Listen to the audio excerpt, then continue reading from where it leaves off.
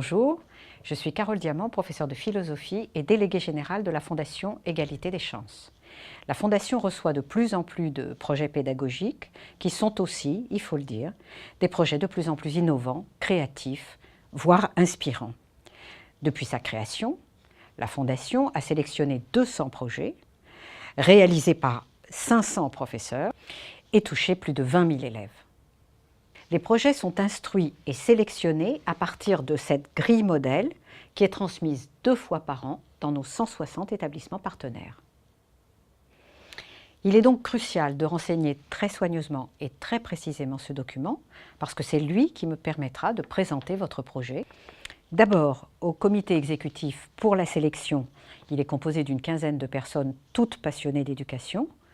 Et ensuite au conseil d'administration qui doit toujours valider définitivement cette première sélection. Toutes les rubriques doivent être très précisément remplies, renseignées, mais je voudrais insister sur 2 points.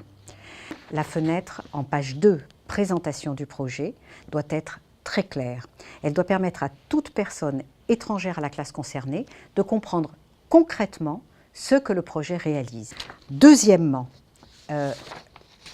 en page 3, la fenêtre « Financement », de la même manière, c'est une rubrique que vous devez très soigneusement remplir parce qu'elle est toujours analysée de manière très pointue et par les 2 conseils.